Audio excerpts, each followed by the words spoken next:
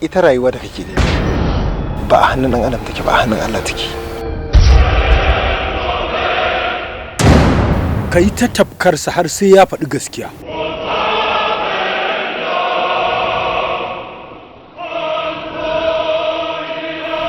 An daura auren Barau da Fatima, kowa ya wabe.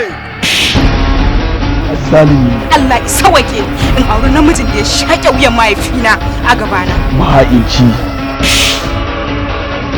Ina so ka kawo min kan Habu dan gidan Malam Isa. Baƙin mugu azzalimi. Allah ne kawai zai iya ɗaukar raina ba dan Allah dan uwana ba. Aratu kura ta tashi mai kare sai kallo.